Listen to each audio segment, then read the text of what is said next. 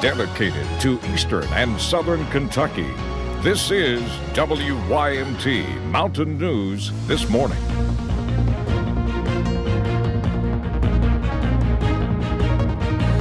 Good morning. It's 5:31. I'm Will Puckett. And I'm Cassidy Strickland. Thank you so much for waking up with us this morning. Hopefully before you went to bed, you cranked up your heat. Yeah, definitely. And batten down the hatches because it was windier than can be last night.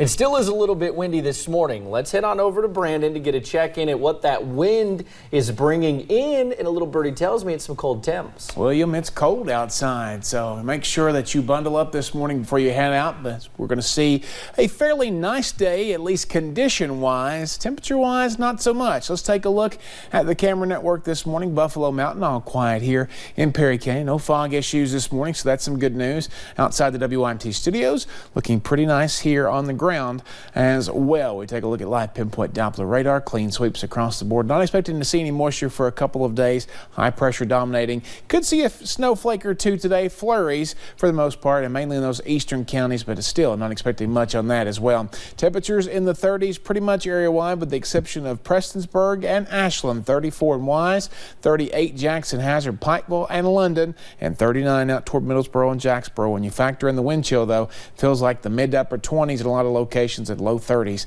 in others. Temperatures across the state down to 42 in Bowling Green, 38 Louisville and Lexington, 37 Owensboro, and 33 in Cincinnati, the coolest spot in the region right now. We're looking at temperatures only getting back to about 35 today thanks to a west-northwest wind at 10 miles an hour, gusting up to 20. It could be feeling much colder than that at times, maybe wind chills in the low to mid 20s. And as mentioned, sunny clouds for the most part with some flurries possible. I'll have the rest of the forecast coming up here in just a few minutes.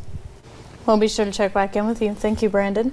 In political news this morning, it's now day 19 of the partial government shutdown, and neither side appears ready to compromise over the border wall. President Trump used his first prime-time Oval Office address to urge Democrats to support funding for his border wall. The 9-minute speech did not offer any policy changes or compromises. Instead, the president painted the situation at the Mexican border as a humanitarian crisis. Democrats in Congress have refused to acknowledge the crisis, and they have refused to provide our brave border agents with the tools they desperately need to protect our families and our nation. In a rebuttal, House Speaker Nancy Pelosi and Senate Minority Leader Chuck Schumer urged the president to reopen the government while they debate border security. President Trump will meet with congressional leaders of both parties today at the White House. It will be their third meeting this month. Tomorrow, he will fly to the Texas border. Senator Mitch McConnell released a statement last night following the president's address, saying in part, quote, "The past 18 days have shown that Democrats' refusal to negotiate is not due to any principled objection, but simply due to partisan spite for the president. For the men and women of the Border Patrol, for the safety of American families, and for all Americans who deserve a fully operational federal government, I sincerely hope my Democratic colleagues will come to the table and help deliver a solution," end quote. It is estimated the cost of sending active duty troops to the southern border will reach $132 million by the end of January. That is according to two U.S. defense officials who say Congress has been briefed on the cost. The cost of the deployment could go up if the Defense Department approves the most recent request for help by the Department of Homeland Security. The Pentagon had previously estimated the mission's cost at $72 million. That was before the mission's end date was extended from mid-December to the end of January. In other political news, there was a moment of unity yesterday among House lawmakers that are divided by the government shutdown. They held a moment of silence to mark the 8th anniversary of a shooting targeting former Representative Gabrielle Giffords. She was shot and wounded during an event in Tucson, Arizona, by a gunman who also killed 6 people and injured 12 others. Giffords was shot in the head, but she did manage, thankfully, to recover. Laurel County native and state representative Robert Goforth is running for governor. He made his announcement yesterday. So far, he is the only Republican to file, even though Governor Matt Bevin said he is running for re-election. I was in London as Goforth made his announcement. I have lived a life that is uniquely Kentucky. And so it is with pride, tempered by humility, that I announce my candidacy for the governor of the Commonwealth of Kentucky. And with that, Representative Robert Goforth will be on the May ballot. We need somebody who can relate to Kentucky, that has deep roots to Kentucky, understands the culture of Kentucky and the values that we hold sacred. In a nearly 30-minute speech, Goforth called himself a conservative of the heart and said Kentuckians were tired of arrogant, ego-driven leadership. We need a governor who listens more than he lectures. We need a governor who leads more than he lambasts. That's right. Our governor, our Commonwealth needs a chief executive who is a conservative, molded not by New England and Wall Street, but by Kentucky and Main Street. We asked him why he is taking on the governor and how he plans to beat him. I'm not worried about how much money Governor Bevin is going to spend on this election. I'm worried about the people and what's right for the people. And we're going to do what's right for the people, and the people are going to see that. They're going to see our message. They're going to realize we're real Kentuckians offering real solutions for Kentucky. Goforth's running mate is longtime Lawrence County Attorney Mike Hogan. Now, Representative Goforth is a veteran, a pharmacist, and a political newcomer.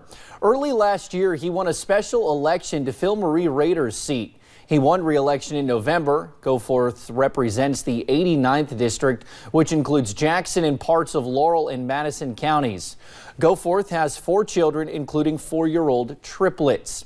Now, so far, 4 Democrats are running. Attorney General Andy Beshear, former State Auditor Adam Edlin, State Representative Rodkey Adkins, and Jeff Young. We also learned yesterday a former lawyer for Senator Mitch McConnell intends to campaign for Kentucky Attorney General. Daniel J. Cameron filed a letter of intent with the Kentucky Registry of Election Finance yesterday. Now, the filing does not put Cameron on the ballot, but it is the first step to launching a campaign. In other news this morning, 3 people face charges in Laurel County after leading deputies on a short chase. Deputies say Jarrett Jones was driving while Lisa Stewart and Curtis Hatfield were passengers. The chase happened Monday during a traffic stop. Deputies say Jones drove off. They found hydrocodone and oxycodone in the car. All 3 are being held in the Laurel County Detention Center. Well, this morning, a man is facing charges in connection to the death of an Estill County rescue dog. Charles Collins faces an animal cruelty charge along with assault on a service animal. The owner of 18-month-old Hunter says he let the dog out Sunday, but he never returned. Hunter was a bloodhound used to find missing people. Search teams found him shot and killed on Kissy Branch Monday.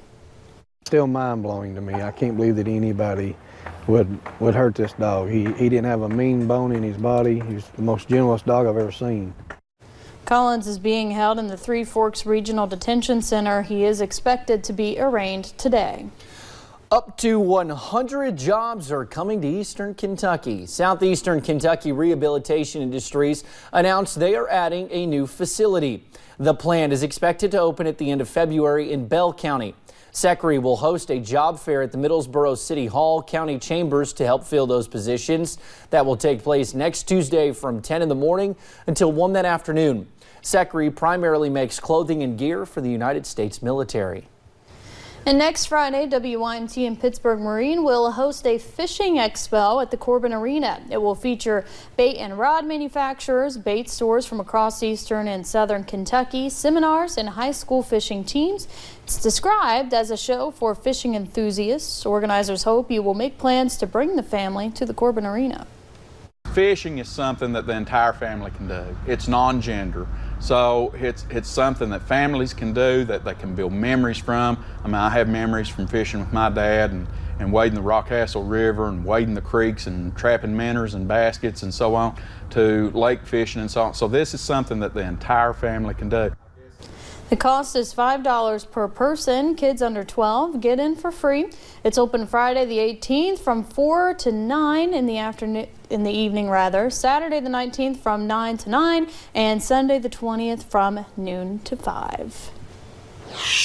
Straight ahead on Mountain News this morning, a video showing a man licking a doorbell. Yeah, you heard that right. Goes viral. We will tell you more. Want to make fast food for dinner?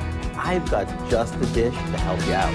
And it has nothing to do with a drive-thru restaurant. Nothing. Well, the warm weather is gone and winter has returned. There are even some chances for some snow in the future. I'll have the latest 7-day forecast in about 3.5 minutes.